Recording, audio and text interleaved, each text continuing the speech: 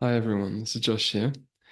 I want to make this video for anybody really who wonders about what psychotherapy looks like in terms of a journey. I um I have a tool that I use for my patients. It's kind of like a psychoeducation tool that I really find myself using quite frequently and regularly. And it seems really to help people kind of orient themselves to the process of psychotherapy.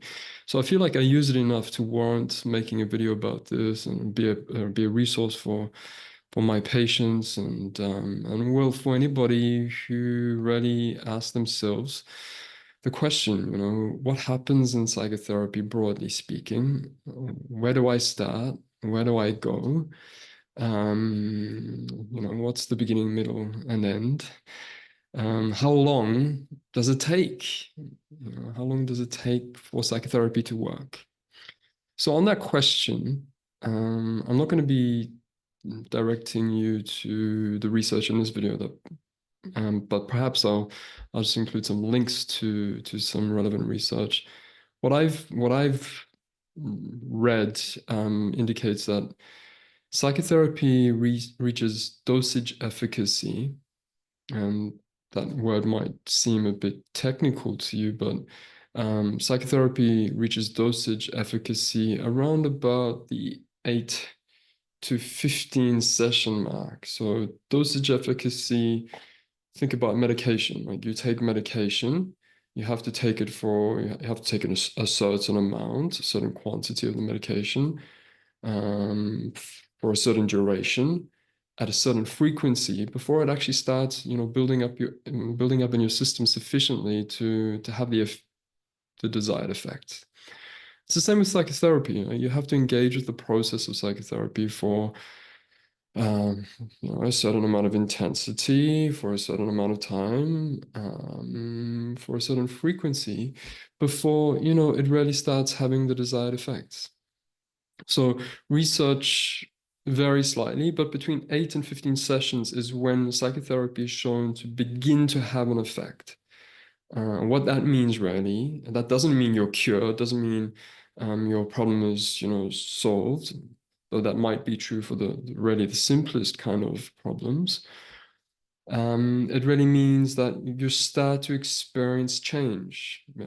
That really amounts to symptom reduction for most people. So if it's depression, then your mood will generally start lifting a little bit by that point, It's just, on average, right? But the tool I have in mind today is not so much about that. It's more about, the different stages of change and the different levels of change involved in psychotherapy. Now, of course, this doesn't just come from me. There's established work done in this field.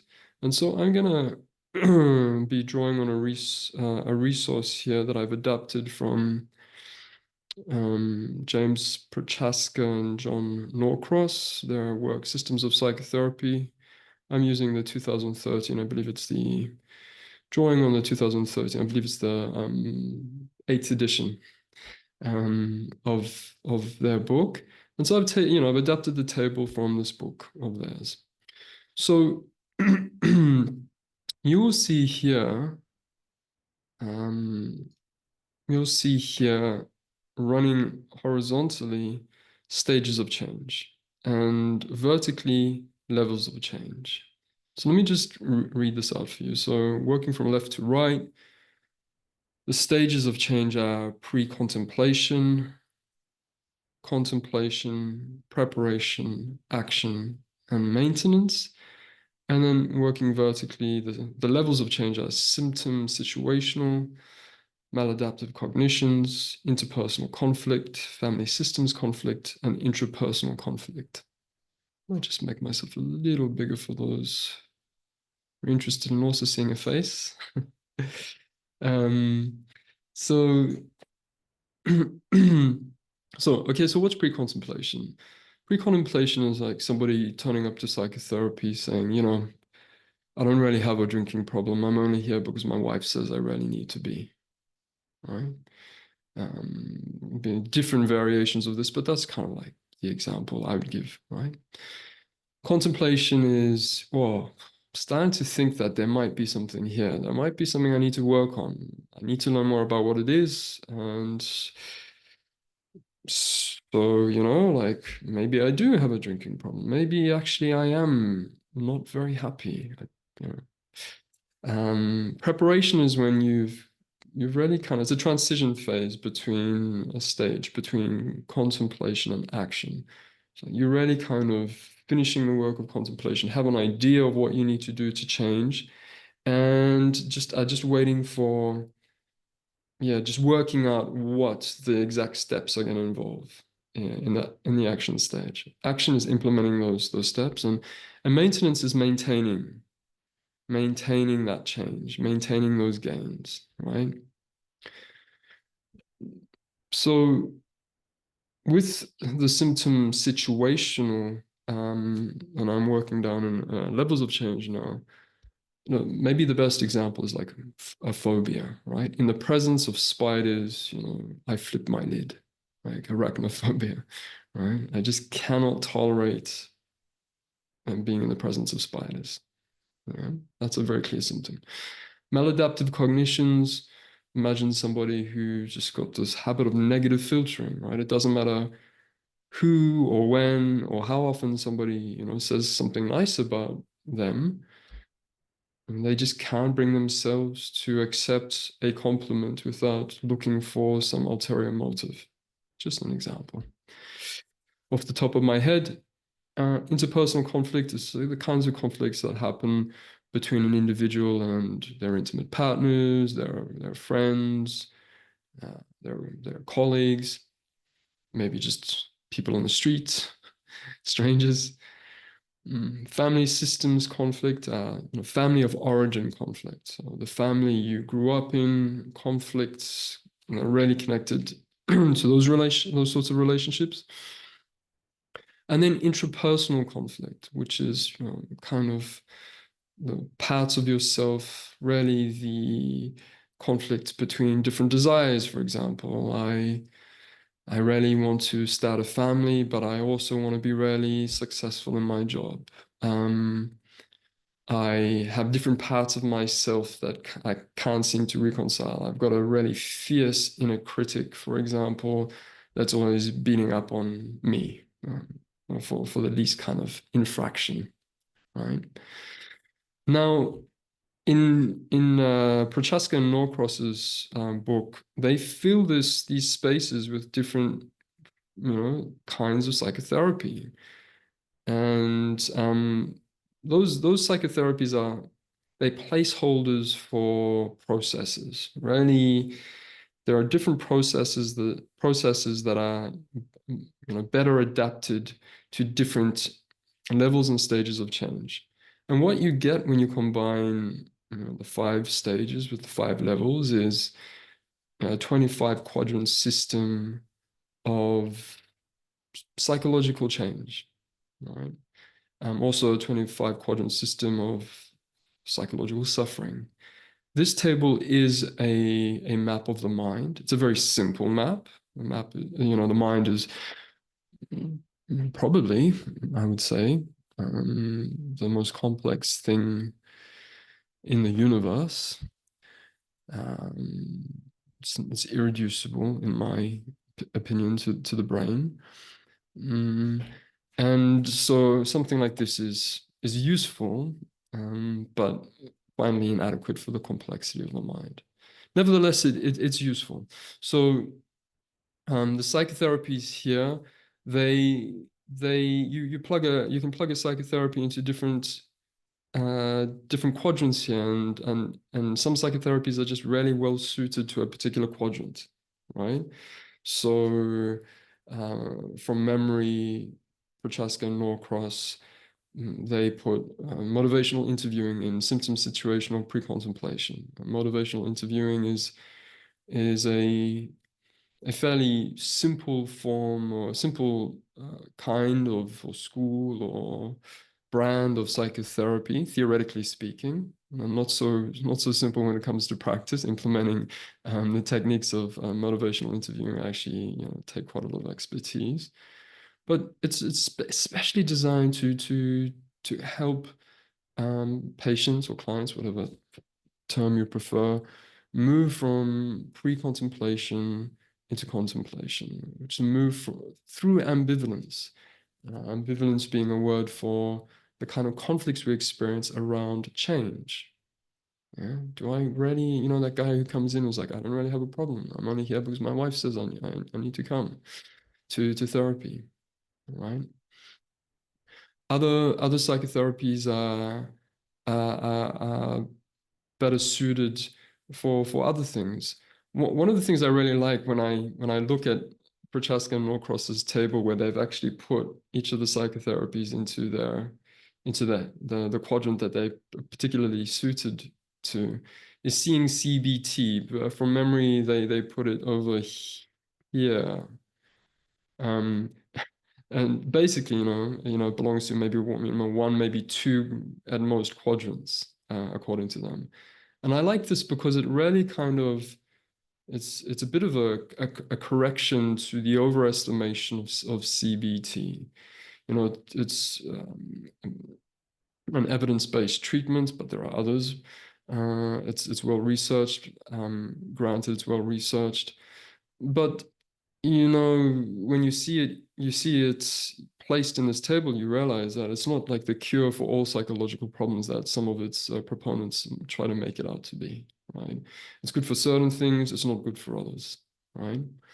It's like it basically kind of amounts to, being very good at treating problems located in one of 25 quadrants of change related to the human mind. Okay. So I think it's a very useful table. So one other thing to kind of be aware of is complexity and time. This is a journey in time from left to right and from top to bottom. Yeah. The change becomes, there are stages of change for each level, and there are 5 levels, right? So you can work through stages of change. This is all a journey for a patient, from left to right, contemplation, pre-contemplation to contemplation preparation, right? To maintenance. But perhaps, the problem cannot be exhausted, cannot be solved at the symptom situational level.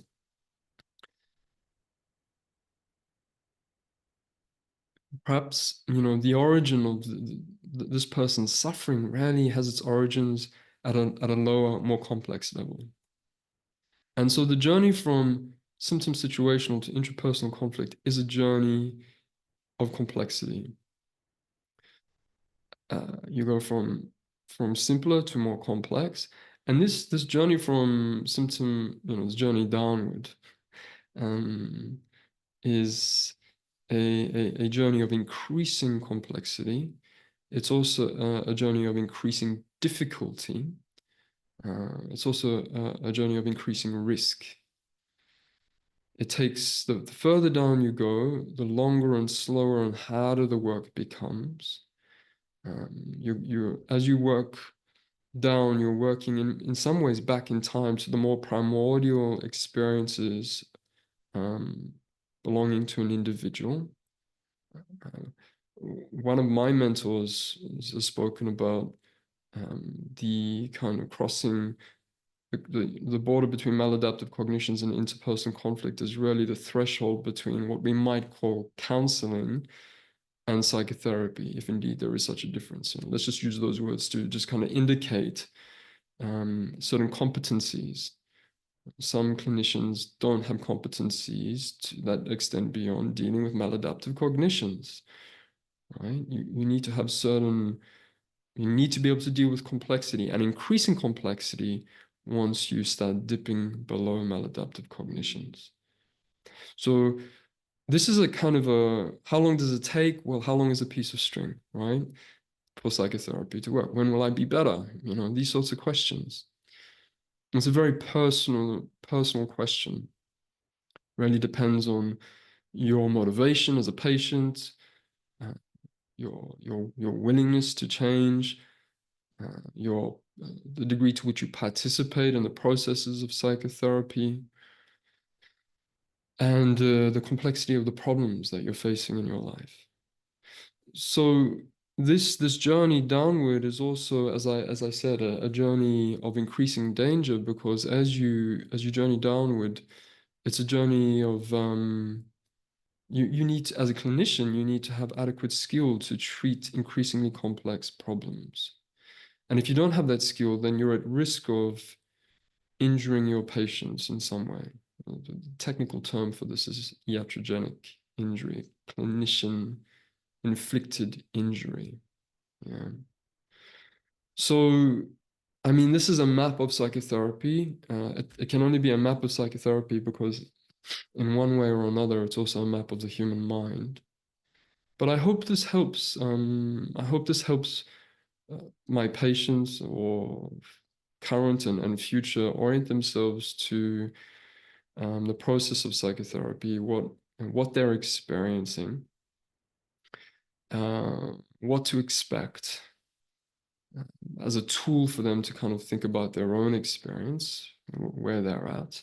I engage in collaborative formulation with my patients, and this is one of my kind of go-to tools for helping to organize their experience. And also, I mean, it's a wonderful challenge to psychotherapists to extend and develop their skills and competencies. There are processes that are uniquely suited for every quadrant, which is an intersection of a level and a stage of change. It is a life's work to become adequate to the challenge that presents. And I think this work by Prochaska and Norcross is a really useful. We owe them a debt. Visualization of that challenge and of that journey. So I hope that was useful and that helped. This will be this is maybe the first of perhaps many videos explaining and explicating some of some of the many useful concepts and conceptual tools and formulation tools that there are in psychotherapy.